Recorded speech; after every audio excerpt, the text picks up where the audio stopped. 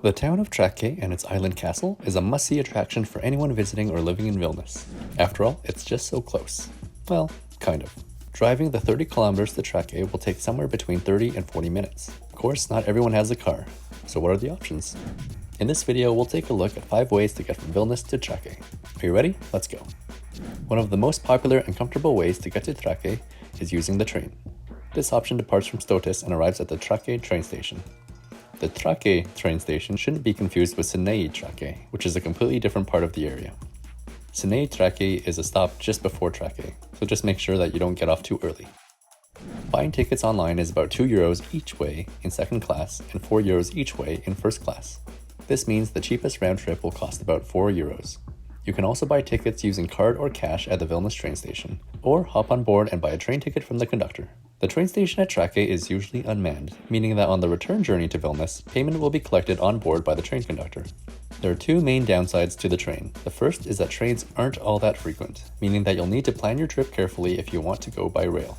Secondly, the Trakai train station is a little bit far from town and the island castle. In fact, it's almost 3 kilometers. This will take the average person more than 30 minutes to walk. It's good exercise, but not something you want to endure in bad weather. You can find schedules and purchase tickets at traukiniobilietes.lt.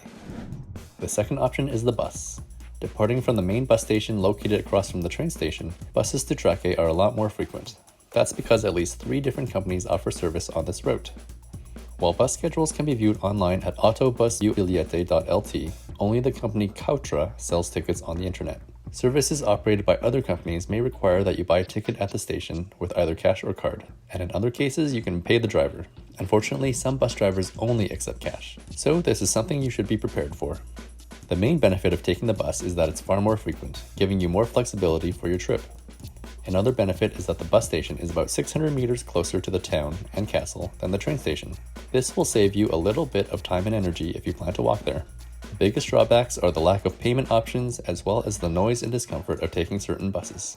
It's definitely not as clean and spacious as the train, but at least it's a relatively short ride. So options 3 and 4 are kind of the same but slightly different. In a way, both are taxis, but one of these is technically a bolt.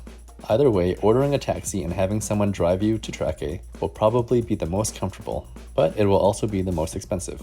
At the time of making this video, a one-way ride will cost about €24 when ordering online at taxi.lt, and €20 when booking through Bolt. Of course, these rates will vary with the time of day and the day of the week. And of course, if you travel with 1 or 2 other people, the cost per person is a lot less. It's still at least twice as much as the other options, but a lot less than 1 person in a taxi. Our final option is actually driving yourself by using a car sharing program. In Vilnius, car sharing is dominated by 2 companies, CityBee and Spark. For CityBee, the online calculator estimates a cost of about €40 for a 4-hour trip in the cheapest car. Spark appears to be a little cheaper at around €20. I've yet to use either of these services, so I'm actually not sure if there are any additional charges on top of their online prices. One thing you need to consider, of course, is parking for CityBee. Spark apparently has free parking in Trakai. So hopefully this video gives you the information you need to plan a trip to Trakai. After making the journey once or twice, I'm sure you'll feel comfortable with it, but the first time can be a little bit intimidating. At the end, however, there's nothing to worry about as long as you check the bus and train schedules ahead of time and carry a little bit of cash with you in case your bus is cash only. Are you planning on taking a trip to Trakai anytime soon? Share your plan by leaving a comment. Good luck, and I'll see you next time.